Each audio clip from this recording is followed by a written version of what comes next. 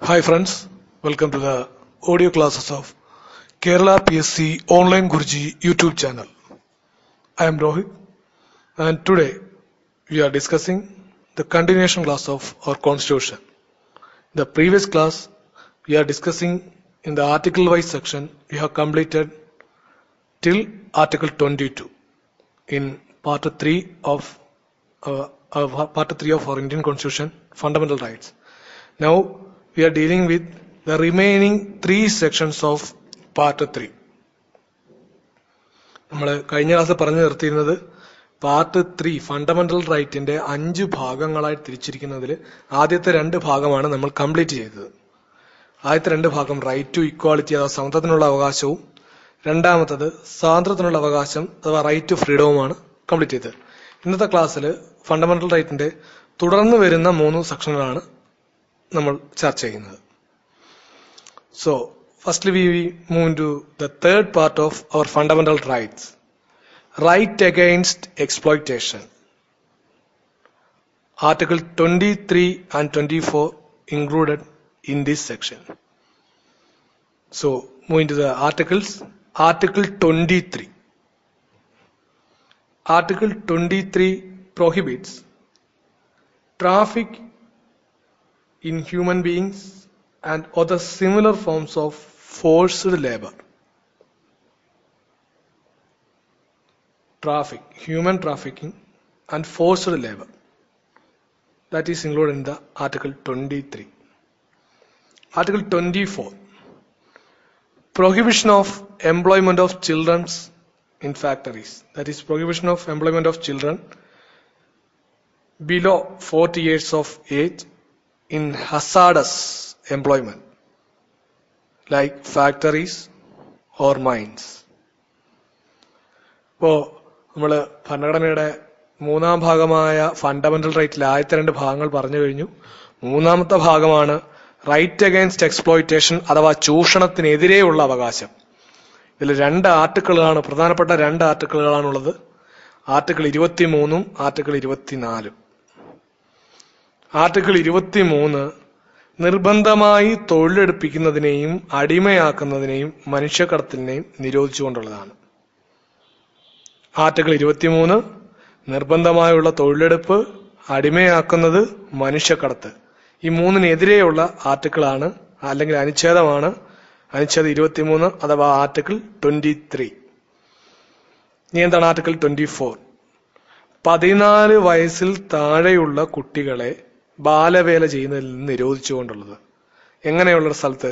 വളരെ അപകടകരമായിട്ടുള്ള വ്യവസായ മേഖലകളിൽ, ഫാക്ടറികള്, മൈനുകള്, പടക്ക നിർമ്മാണശാലകൾ മുതലായ സ്ഥലങ്ങളിൽ 14 വയസ്സിൽ താഴെയുള്ള കുട്ടികളെ നിർബന്ധിച്ച് ജോലി എടുപ്പിക്കുന്നതിന് എതിരെയുള്ള ആർട്ടിക്കിളാണ് ആർട്ടിക്കിൾ 24. 2016 ഇതിനകത്തൊരു ഭരണഘടനാ ഭേദഗതി ചെറുതായിട്ട് വരുത്തിയിട്ടുണ്ട്. അതായത് കുടുംബപരമായിട്ട് ചെയ്യുന്ന തൊഴിലാണെങ്കിൽ ചില മേഖലകളിൽ 14 വയസ്സിൽ താഴെയുള്ള കുട്ടികൾക്കും ജോലി ചെയ്യാം എന്ന് ഏർപ്പെടുത്തിയിട്ടുണ്ട്. പക്ഷെ പൊതുവില് 14 വയസ്സിൽ താഴെയുള്ള കുട്ടികളെ ജോലി ചെയ്യിക്കാൻ പാടില്ല. അതിനെതിരെയുള്ള ആർട്ടിക്കിളാണ് ആർട്ടിക്കിൾ 24. അപ്പൊ 3-ാമത്തെ ഭാഗമായ റൈറ്റ് അഗൈൻസ്റ്റ് എക്സ്പ്ലോയിറ്റേഷൻ അഥവാ ചൂഷണത്തിനെതിരെയുള്ള അവകാശം എന്ന് പറയുന്നത് ആർട്ടിക്കിൾ 23 24 ഉൾക്കൊള്ളുന്നതാണ്.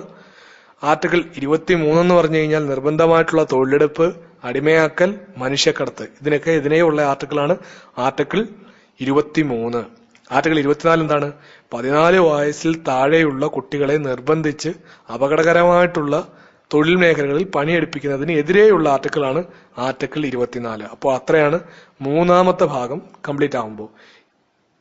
So we move into the fourth section of the part 3 fundamental rights. The fourth one, right to freedom of religion. That's included in article 25 to 28. Article 25 to 28. What is in article 25? Article 25 says freedom of consensus and free profession, practice and propagation of religion. Article 26, freedom to manage religious affairs.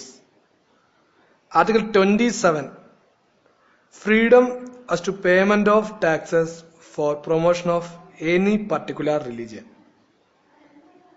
This article means that no citizens would be compelled by the state to pay any taxes for promotion or maintenance of a particular religion or religious institutions.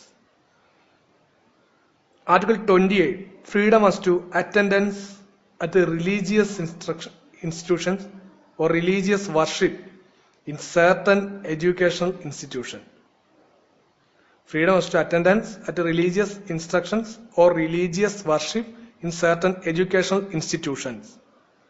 This article means that no religious instructions would be imparted in the state-funded educational institution. That's what it says. So, ഇപ്പം നമ്മൾ ഭരണഘടനയുടെ മൂന്നാമത്തെ പാർട്ടിലെ ആദ്യത്തെ 3 ഭാഗങ്ങൾ നമ്മൾ തീർത്തു.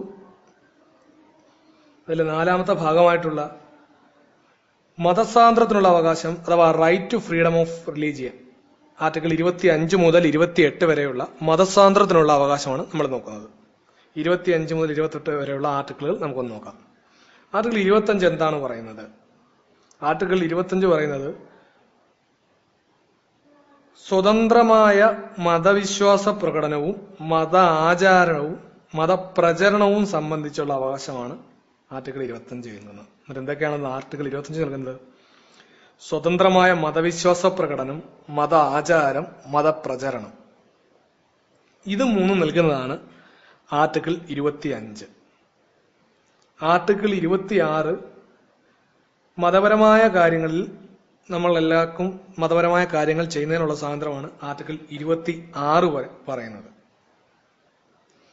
Article 27 പറയുന്നത് നമ്മുടെ സ്റ്റേറ്റ് അഥവാ നമ്മുടെ രാജ്യം, ഈ രാജ്യത്ത് ഒരാളെയും ഒരു പ്രത്യേക മതത്തിനോ ഒരു വിഭാഗത്തിനോ വേണ്ടി ടാക്സ് അല്ലെങ്കിൽ നികുതി അടയ്ക്കാൻ നിർബന്ധിക്കുന്നതല്ല. ഈ രാജ്യത്തെ നിയമം അല്ലെങ്കിൽ ഈ രാജ്യം ഒരു പ്രത്യേക മതത്തിനായിട്ട് നികുതി അടയ്ക്കുന്നതിനോ ആ നികുതി അടച്ച് ആ മതത്തെ പ്രൊമോട്ട് ചെയ്യുന്നതിനോ ഈ രാജ്യത്തെ ഒരു പൗരന്മാരെയും ഈ രാജ്യം നിർബന്ധിക്കുന്നതല്ല എന്ന് പറയുന്നതാണ് ആർട്ടിക്കിൾ 27. ആർട്ടിക്കിൾ 28 പറയുന്നത് നമ്മുടെ സ്റ്റേറ്റ് അല്ലെങ്കിൽ നമ്മുടെ രാജ്യം, ഭരണഘടനയിൽ നമ്മൾ സ്റ്റേറ്റ് എന്ന് എപ്പോഴും ഉദ്ദേശിക്കുന്നത് നമ്മുടെ രാജ്യമാണ്, കേന്ദ്രത്തെയാണ് ഉദ്ദേശിക്കുന്നത്, സംസ്ഥാനങ്ങൾ എന്നല്ല. സ്റ്റേറ്റ് എന്ന് ഭരണഘടനയിൽ ഉദ്ദേശിക്കുന്നതല്ല, നമ്മുടെ രാജ്യത്തെയാണ് ഉദ്ദേശിക്കുന്നത്. അപ്പോൾ ആർട്ടിക്കിൾ 28 പറയുന്നത് സ്റ്റേറ്റ് അല്ലെങ്കിൽ നമ്മുടെ രാജ്യം, ആ രാജ്യം കാശ് മുടക്കി, അതായത് നമ്മൾ എയ്ഡഡ് എന്ന് പറയുന്ന പോലെ ഗവൺമെന്റ് എയ്ഡഡ് 2 വിഭാഗത്തിൽപ്പെടുന്നത്, സർക്കാരായിട്ട് സാമ്പത്തികമായിട്ട് സഹായിക്കുന്ന വിദ്യാഭ്യാസ സ്ഥാപനങ്ങളിൽ ഒരു പ്രത്യേക മതവിഭാഗത്തിന്റെ കാര്യങ്ങളോ പ്രവർത്തനങ്ങളോ ചെയ്യുന്നതിന് സർക്കാർ നിർബന്ധിക്കുന്നതല്ലെന്നാണ് പറയുന്നത്.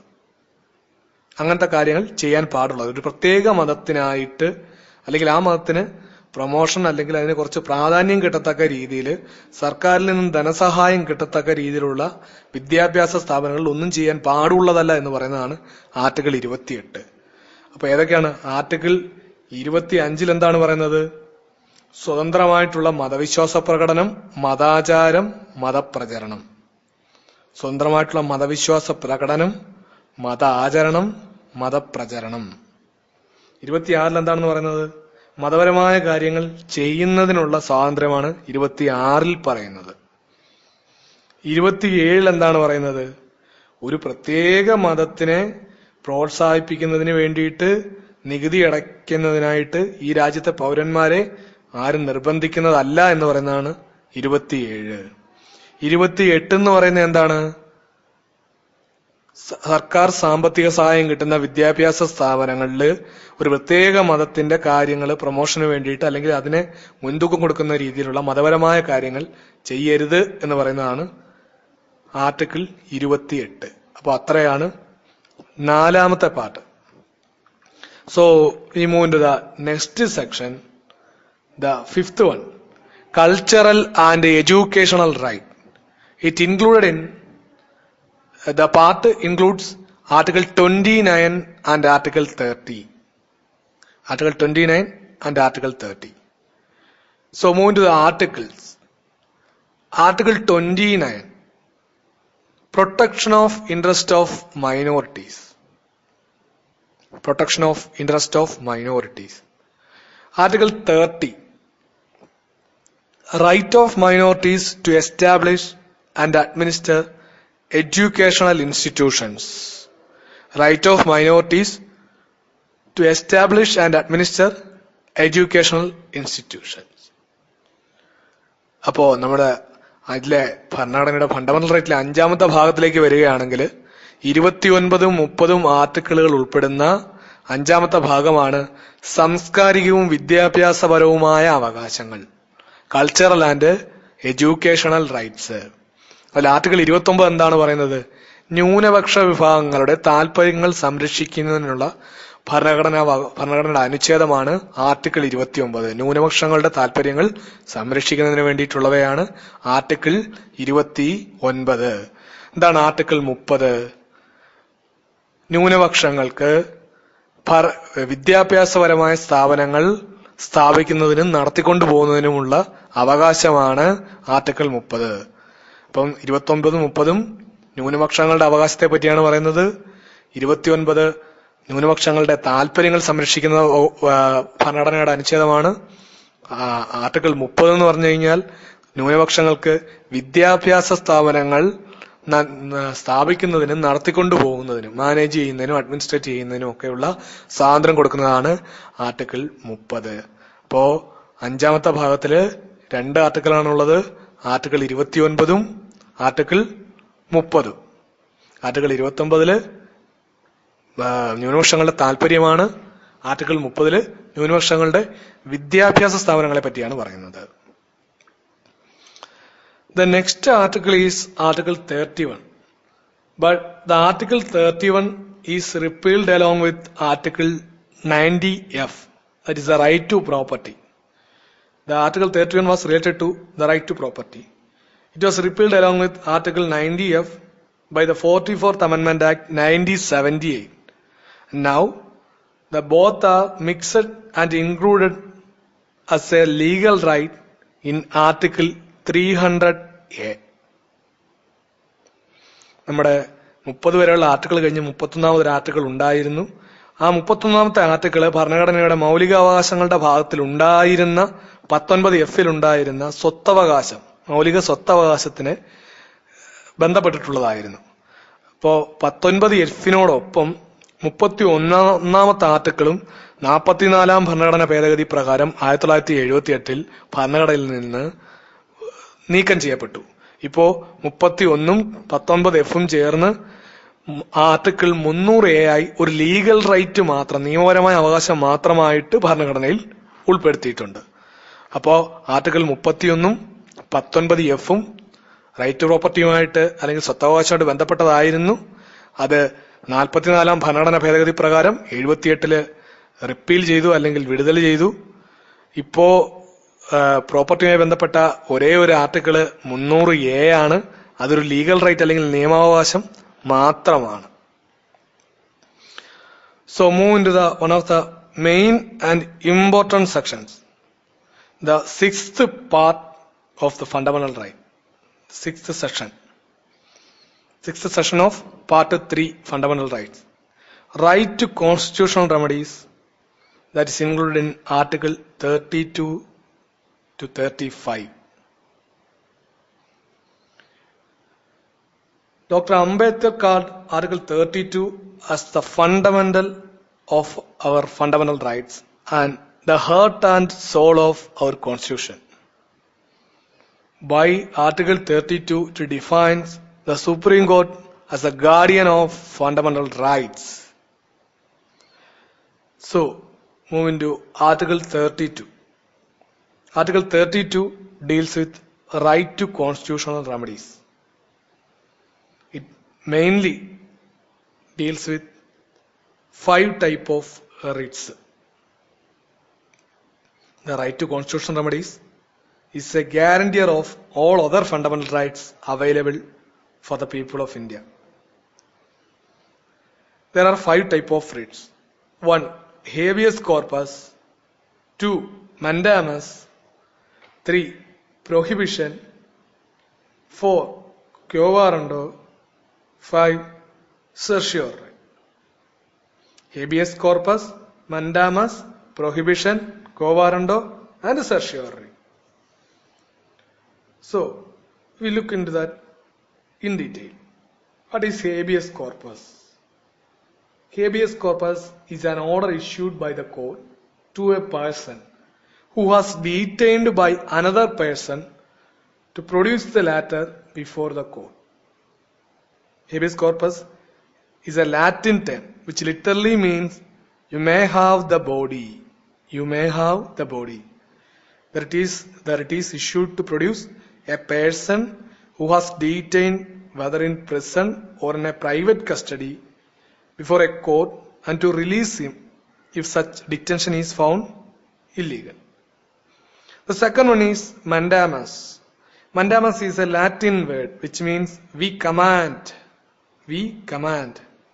Mandamus is an order from the Supreme Court or High Court to a lower court or a tribunal or a public authority to perform a public or statutory duty.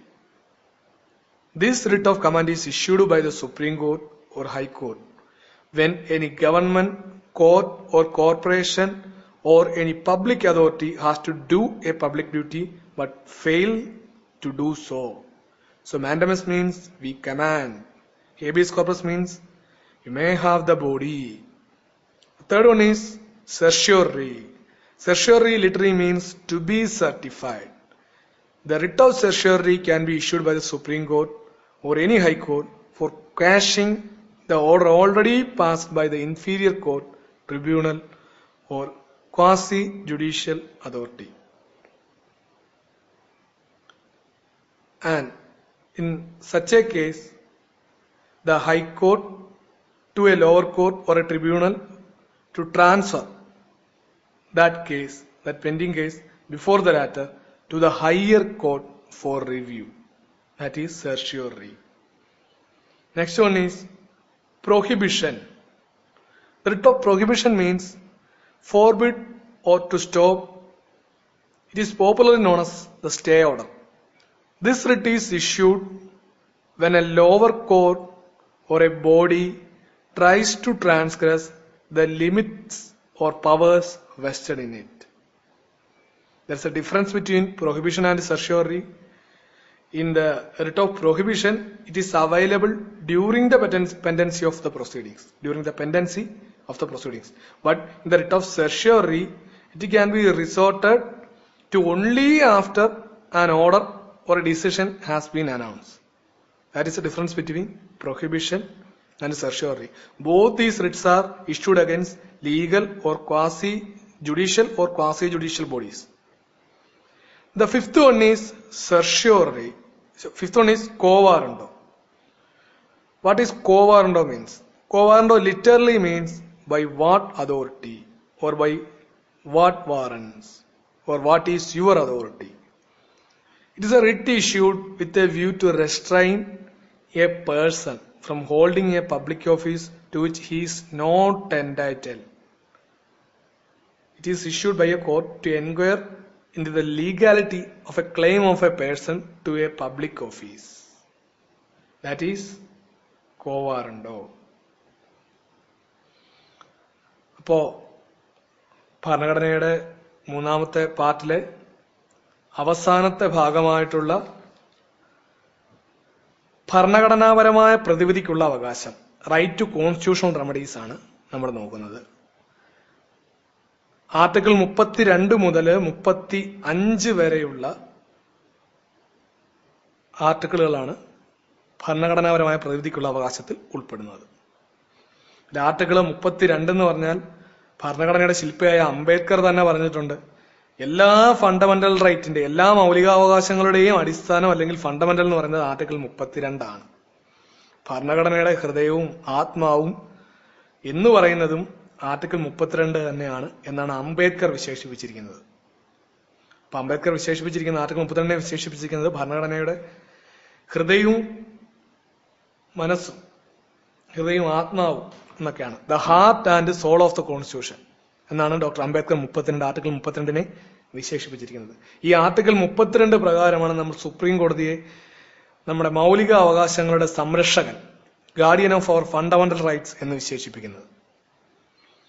ഇപ്പൊ എന്താണ് article 32? Article 32 right to constitutional remedies എന്നാണ് പറയുന്നത്. ഭരണഘടനാപരമായ പ്രതിവിധിക്കുള്ള അവകാശം.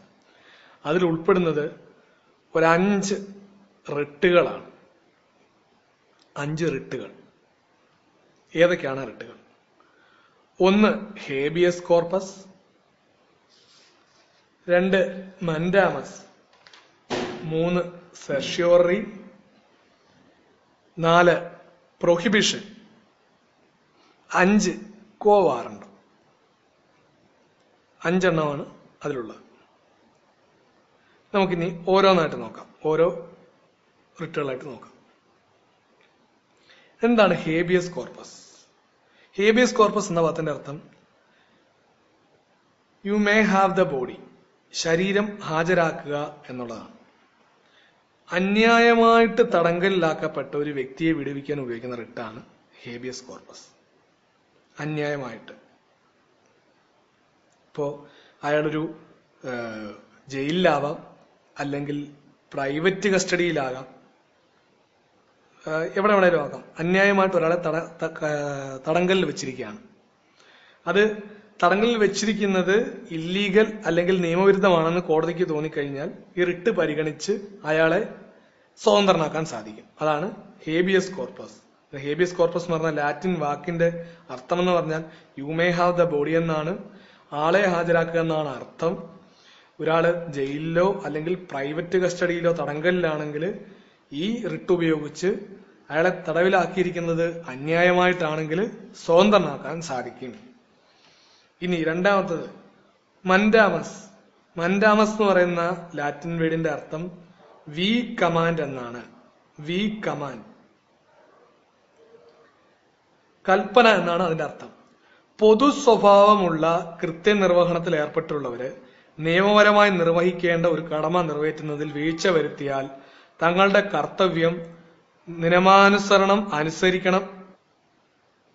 അപ്പോ mandamus എന്ന് പറഞ്ഞാൽ ഒരു ഭരണഘടനാപരമായ സ്ഥാപനത്തിൽ ഇരിക്കുന്ന ഒരു വ്യക്തിയെ അല്ലെങ്കിൽ ഒരു സ്ഥാപനത്തെ സ്വന്തം കർത്തവ്യം നിർവഹിക്കാൻ നിർബന്ധിക്കുന്ന അല്ലെങ്കിൽ അനുശാസിക്കുന്ന റിട്ടാണിത്. അവർ ചെയ്യേണ്ടുന്ന ഒരു പ്രവൃത്തി ചെയ്യാതിരിക്കുകയോ അല്ലെങ്കിൽ ചെയ്തുകൂടാത്ത ഒരു പ്രവൃത്തി ചെയ്യുകയോ ചെയ്താൽ അതിൽ നിന്ന് അവരെ വിലക്കുന്ന അല്ലെങ്കിൽ ആ പ്രവൃത്തി അവര് ചെയ്യണം എന്ന് നിർബന്ധിക്കുന്നതാണ് മൻഡാമസ് എന്ന് പറയുന്ന റിട്ട്. മൻഡാമസ് എന്ന് പറഞ്ഞാൽ ലാറ്റിൻ വേർഡാണ്. അതിന്റെ അർത്ഥം വി കമാൻഡ് എന്നാണ്.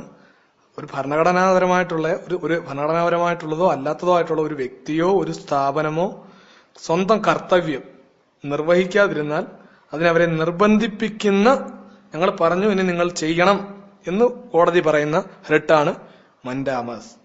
മൂന്നാമത്തതാണ് പ്രൊഹിബിഷൻ. ഒന്നാമതാണ് സെർഷ്യോറി. സെർഷ്യോറി എന്ന് പറഞ്ഞാൽ ലാറ്റിൻ വേർഡാണ്. അതിന്റെ അർത്ഥം സർട്ടിഫൈഡ്, ടു ബി സർട്ടിഫൈഡ് അല്ലെങ്കിൽ ടു ബി ഇൻഫോംഡ് എന്നാണ്. താഴെ കോടതിയിൽ നടന്ന ഒരു കേസ്, കീഴ്ക്കോടതിയിൽ നടക്കുന്ന ഒരു കേസ്, അത് ഉത്തരവായ ശേഷം അതിലെന്തെങ്കിലും നിയമപരമായിട്ടുള്ള കാര്യങ്ങൾ, നിയമത്തിനെതിരായിട്ടുള്ള എന്തെങ്കിലും കാര്യങ്ങൾ നടന്നിട്ടുണ്ടെങ്കിൽ അത് റിവ്യൂ അല്ലെങ്കിൽ പുനഃപരിശോധിക്കുന്നതിന് അത് മുകളിലത്തെ കോടതിയിലേക്ക് വിളിപ്പിക്കുന്നതാണ് സെർഷ്യോറി. അപ്പൊ സെർഷ്യോറി എന്ന് പറഞ്ഞു കഴിഞ്ഞാൽ കീഴ്ക്കോടതിയിൽ ഉത്തരവായ ഒരു കേസിൽ എന്തെങ്കിലും നിയമപരമായിട്ട് അസാധുത ഉണ്ടെങ്കിൽ അതിനെ റിവ്യൂ ചെയ്യുന്നതിന് വേണ്ടി, സർട്ടിഫൈ ചെയ്യുന്നതിന് വേണ്ടിയിട്ട് മുകളിലത്തെ കോടതിയിലേക്ക് വിളിക്കുന്നതാണ് സെർഷ്യോറി. സെർഷ്യോറി എന്ന് പറഞ്ഞ ലീഗൽ വേർഡിന്റെ ലാറ്റിൻ വേർഡിന്റെ മീനിങ് എന്താണ്? ടു ബി സർട്ടിഫൈഡ് എന്നാണ്. To be certified. ഇനി നാലാമത്തത് പ്രൊഹിബിഷൻ. എന്താണ് പ്രൊഹിബിഷൻ? പ്രൊഹിബിഷൻ എന്ന് പറഞ്ഞാൽ ഒരു കീഴ്ക്കോടതി അതിന്റെ അധികാര അതിർത്തി ലംഘിക്കുകയോ സ്വാഭാവിക നീതിക്ക് നിയമങ്ങൾക്കൊക്കെ എതിരായി പ്രവർത്തിക്കുകയോ ചെയ്തു കഴിഞ്ഞാൽ അതിനെ താൽക്കാലികമായിട്ട് നിർത്തിവെൽക്കുന്ന ഒരു റിട്ടാണിത്. പ്രൊഹിബിഷൻ എന്ന് പറയുന്ന വാക്കിന്റെ ജനറൽ മീനിങ് നമ്മൾ ജനറലി അറിയപ്പെടുന്നത് സ്റ്റേ ഓർഡർ എന്നാണ്. ടു ഫോർബിഡ്, ടു ഫോർബിഡ് എന്നാണ് പ്രൊഹിബിഷൻ കൊണ്ട് മീൻ ചെയ്യുന്നത്. താൽക്കാലികമായിട്ട് നിർത്തിവെക്കുക, സ്റ്റേ ഓർഡർ. താഴത്തെ കോടതി അതിന്റെ സ്വന്തമായിട്ടുള്ള അധികാര പരിധികൾ ലംഘിച്ചാണ് ഒരു കാര്യങ്ങൾ ചെയ്യുന്നതെങ്കിൽ ചെയ്തത് അവിടെ നിർത്തിക്കൊള്ളുക എന്നുള്ള അർത്ഥത്തിൽ കോടതി ഉത്തരവ് പുറപ്പെടുവിക്കുന്ന റിട്ടാണ് പ്രൊഹിബിഷൻ. ഇനി പ്രൊഹിബിഷനും സെർഷ്യോറിയും തമ്മിലുള്ള വ്യത്യാസം എന്താണെന്ന് വെച്ചാൽ, പ്രൊഹിബിഷൻ കേസിൽ കീഴ്ക്കോടതിയിൽ ഒരു പ്രൊസീഡിങ് നടന്നുകൊണ്ടിരിക്കുമ്പോൾ തന്നെ നമുക്ക് മേൽക്കോടതിയെ സമീപിച്ച് നിർത്തിവെപ്പിക്കാൻ പറയാം. പക്ഷെ സെർഷ്യോറിയുടെ കേസിൽ ഒരു അന്തിമ വിധി ഉണ്ടായാൽ മാത്രമേ അത് നിയമപരമായിട്ട് അസാധുത ഉണ്ടെന്ന് കണ്ട് അതിനെ നമുക്ക് മുകളിലത്തെ കോടതിയിൽ ചോദ്യം ചെയ്യാൻ സാധിക്കുള്ളൂ. എന്നാൽ പ്രൊഹിബിഷൻ എന്ന് പറഞ്ഞാൽ കീഴ്ക്കോടതിയിൽ നടന്നുകൊണ്ടിരിക്കുമ്പോൾ തന്നെ നമുക്ക് മേൽക്കോടതിയെ സമീപിക്കാൻ സാധിക്കും. പക്ഷെ സെർഷ്യോറി താഴത്തെ കോടതിയിൽ നിന്ന് ഒരു അന്തിമ വിധി വന്നാൽ മാത്രമേ നമുക്ക് കോടതിയെ സമീപിക്കാൻ സാധിക്കുള്ളൂ. അതാണ് സെർഷ്യോറിയും പ്രൊഹിബിഷനും തമ്മിലുള്ള വ്യത്യാസം. ഈ രണ്ട് റിട്ടുകളും നിയമസ്ഥാപനങ്ങളോ അർത്ഥ നിയമസ്ഥാപനങ്ങളോ ജുഡീഷ്യൽ അല്ലെങ്കിൽ ക്വാസി ജുഡീഷ്യൽ ആയിട്ടുള്ള സ്ഥാപനങ്ങൾക്കെതിരെ മാത്രം പുറപ്പെടുവിക്കുന്ന റിട്ടുകളാണ് പ്രൊഹിബിഷനും സെർഷ്യോറിയും. ഇനി അവസാനത്തത് quo warranto. Quo warranto means Latin word, it literally means by what authority or what is your authority. ഒരു വ്യക്തി അയാൾ അർഹനല്ലാത്ത അല്ലെങ്കിൽ അർഹമല്ലാത്ത ഒരു ഉദ്യോഗസ്ഥാനം വഹിക്കുന്നതിനെ ചോദ്യം ചെയ്തുകൊണ്ട് സുപ്രീം കോടതിയിൽ നിന്ന് വരുന്ന റിട്ടാണ് കോവാറണ്ടോ. അയാൾ ആ സ്ഥാനത്തിരിക്കാൻ അർഹനല്ലെങ്കിലും അയാൾ അനധികൃതമായിട്ട് അല്ലെങ്കിൽ നിയമത്തിനെതിരായിട്ട് അയാൾ ആ പദവിയിൽ കൈകാര്യം ചെയ്യുകയാണെങ്കിൽ അതിനെ ചോദ്യം ചെയ്തുകൊണ്ടുള്ള റിട്ടാണ് കോവാറണ്ടോ. കോവാറണ്ടോ എന്ന് പറഞ്ഞാൽ വാട്ട് ഈസ് യുവർ അതോറിറ്റി അല്ലെങ്കിൽ ബൈ വാട്ട് വാറൻസ് എന്നൊക്കെയാണ്. അപ്പൊ അത്രയാണ് 5 റിട്ടുകൾ. ഏതൊക്കെയാണ് 5 റിട്ടുകൾ? 1 ഹേബിയസ് കോർപ്പസ് ആണ്, 2 മൻഡാമസ് ആണ്, 3 സെർഷ്യോറി ആണ്, 4 പ്രൊഹിബിഷൻ ആണ്, 5 കോവാറണ്ടോ ആണ്. ഹേബിയസ് കോർപ്പസ് എന്ന് പറഞ്ഞാൽ എന്താണ്? You may have the body എന്നാണ് ലാറ്റിൻ വാക്കിന്റെ അർത്ഥം. ഒരാളെ ജയിലിലോ പ്രൈവറ്റ് കസ്റ്റഡിയിലോ ഒക്കെ നിയമത്തിനെതിരായിട്ട് അല്ലെങ്കിൽ നിയമത്തിന് വിരുദ്ധമല്ലാത്ത രീതിയിൽ അയാളെ തടങ്കലിൽ സൂക്ഷിച്ചിരിക്കുകയാണെങ്കിൽ അയാളെ അതിൽ നിന്നും മോചിപ്പിക്കുന്നതിന് വേണ്ടിയിട്ട് നമ്മൾ സമർപ്പിക്കുന്ന റിട്ടാണ് ഹേബിയസ് കോർപ്പസ്. ഇനി രണ്ടാമത്തത് മൻഡാമസ് എന്ന് പറഞ്ഞാൽ എന്താണ്? മൻഡാമസ് എന്ന് പറയുന്ന ലാറ്റിൻ വാക്കിന്റെ അർത്ഥം വി കമാൻഡ് എന്നാണ്. ഒരു വ്യക്തി അല്ലെങ്കിൽ ഒരു സ്ഥാപനം സ്വന്തം കർത്തവ്യം നിർവഹിക്കാതിരിക്കുകയാണെങ്കിൽ അത് ചെയ്യാൻ അവരെ നിർബന്ധിക്കുന്ന റിട്ടാണ് മൻഡാമസ്. മൂന്നാമത്തെ സെർഷ്യോറി എന്താണ്? സെർഷ്യോറി എന്ന് പറഞ്ഞാൽ ടു ബി സർട്ടിഫൈഡ് എന്നാണ് ആ വാക്കിന്റെ അർത്ഥം. ഒരു കീഴ്ക്കോടതിയിൽ നിന്നുണ്ടായ വിധിയെ മുകളിലത്തെ കോടതിയിലേക്ക് മാറ്റിയെടുത്ത് റിവ്യൂ ചെയ്യുക അല്ലെങ്കിൽ സർട്ടിഫൈ ചെയ്യുക എന്നതാണ് സെർഷ്യോറി കൊണ്ട് ഉദ്ദേശിക്കുന്നത്. കീഴ്ക്കോടതിയിലുണ്ടായ വിധി മുകൾ കോടതിയിലേക്ക് കൊണ്ടുവന്ന് റാറ്റിഫൈ ചെയ്യുക അല്ലെങ്കിൽ സർട്ടിഫൈ ചെയ്യുന്നതിനെയാണ് സെർഷ്യോറി എന്ന് പറയുന്നത്. നാലാമത്തെ പ്രൊഹിബിഷൻ. എന്താണ് പ്രൊഹിബിഷൻ? താഴെയുള്ള ഒരു കീഴ്ക്കോടതി അല്ലെങ്കിൽ അധികാര സ്ഥാപനം തങ്ങളുടെ നിയമപരമായിട്ട് തങ്ങൾക്ക് ലഭിച്ചിരിക്കുന്ന അതിർത്തി, അവർക്ക് കൊടുത്തിരിക്കുന്ന അധികാര അതിർത്തി അവർ ലംഘിച്ച് അവർ എക്സീഡ് ചെയ്ത് അത് ആ അതിർത്തി മറികടന്ന് അവരെന്തെങ്കിലും നിയമത്തിന് വിരുദ്ധമായിട്ട് എന്തെങ്കിലും ചെയ്യുകയാണെങ്കിൽ അതിനെ തടയിടുന്നതാണ്, അതിനെ നിർത്തിവെപ്പിക്കുന്നതാണ് പ്രൊഹിബിഷൻ. പ്രൊഹിബിഷൻ എന്ന് പറയുന്ന വാക്കിന്റെ അർത്ഥം സ്റ്റേ ഓർഡർ എന്നാണ്, ടു ഫോർബിഡ് എന്നാണ്. താൽക്കാലികമായിട്ട് കീഴ്ക്കോടതിയിലോ അല്ലെങ്കിൽ താഴെയുള്ള അധികാര സ്ഥാപനങ്ങളോ ചെയ്യുന്നത് തങ്ങളുടെ അധികാരാതിർത്തി ലംഘിച്ച് ചെയ്യുന്ന പ്രവർത്തനങ്ങളെ തടയുന്ന റിട്ടാണ് പ്രൊഹിബിഷൻ. ഇനി അവസാനത്തെ കോവാറണ്ടോ. കോവാറണ്ടോ എന്ന് പറഞ്ഞാൽ എന്താണ്? What is your authority or by whom authority എന്നൊക്കെയാണ് അതിന്റെ അർത്ഥം. ഒരു വ്യക്തി അല്ലെങ്കിൽ ഒരാള് അയാൾക്ക് അർഹമല്ലാത്ത ഒരു ഉദ്യോഗസ്ഥാനം വഹിക്കുന്നതിനെ കോടതിയിൽ ചോദ്യം ചെയ്യുന്നതാണ് കോവാറണ്ടോ. അപ്പൊ അത്രയാണ് റിട്ടുകള്. 5 തരത്തിലാണുള്ളത്: habeas corpus, mandamus, certiorari, prohibition, quo warranto. ഓർത്തു വെക്കേണ്ടത് സെർഷ്യോറിയും പ്രൊഹിബിഷനും നിയമപരമായിട്ടോ അർത്ഥ നിയമപരമായിട്ടുള്ളതോ ജുഡീഷ്യൽ അല്ലെങ്കിൽ ക്വാസി ജുഡീഷ്യൽ അതോറിറ്റിക്കെതിരെ മാത്രം ഉപയോഗിക്കുന്നതാണ് സെർഷ്യോറിയും പ്രൊഹിബിഷനും. അതിൽ പ്രൊഹിബിഷന്റെ പ്രത്യേകത എന്ന് പറഞ്ഞാൽ താഴെ കോടതിയിൽ നിയമ നടപടികൾ നടന്നുകൊണ്ടിരിക്കുമ്പോൾ തന്നെ നമുക്ക് റിട്ട് സമർപ്പിക്കാൻ സാധിക്കും. സെർഷ്യോറിയിൽ ഒരു അന്തിമ വിധി വന്നാൽ മാത്രമേ റിട്ട് സമർപ്പിക്കാൻ സാധിക്കുകയുള്ളൂ.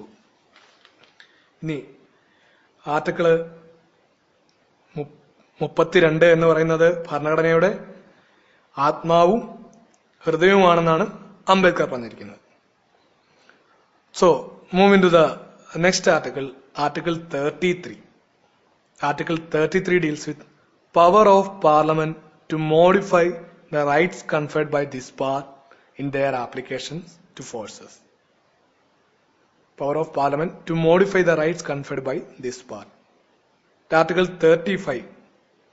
Legislations to give effect to the provisions of this part. Legislations to give effect the provisions of this part. ഇപ്പോൾ ആർട്ടിക്കിൾ 33 പറയുന്നത് നമ്മുടെ പാർലമെന്റിന് ആർട്ടിക്കിൾ 32 പറയുന്ന അല്ലെങ്കിൽ ഈ വിഭാഗത്തിൽപ്പെടുന്ന ഭരണഘടനയിലെ ഭാഗങ്ങൾക്ക് അല്ലെങ്കിൽ നമ്മുടെ ഫണ്ടമെന്റൽ റൈറ്റിന് എന്തൊക്കെ ഭേദഗതി വരുത്താം അല്ലെങ്കിൽ എന്തൊക്കെ മാറ്റങ്ങൾ വരുത്താം എന്ന് ചർച്ച ചെയ്യുന്നതാണ് ആർട്ടിക്കിൾ 33. അതുമായിട്ട് ബന്ധപ്പെട്ട ഈ പ്രൊവിഷനിലെ ഫണ്ടമെന്റൽ റൈറ്റ് എന്ന് പറയുന്നത് ഭാഗത്തെ റൈറ്റുകൾക്ക് നിയമപരമായി സാധു കൊടുക്കാൻ ലെജിസ്ലേഷന് അധികാരം കൊടുക്കുന്നതാണ് article 35. So we completed the third part of our constitution. That's included the article 1 to 35. In the next session, we will discuss about the directive principles. That is from article 36 to 50. Thank you. നമ്മുടെ അടുത്ത ഭാഗത്ത് directive principles അല്ലെങ്കിൽ നിർദ്ദേശ തത്വങ്ങളുമായി ബന്ധപ്പെട്ട കാര്യങ്ങളാണ് ചർച്ച ചെയ്യുന്നത്. നന്ദി.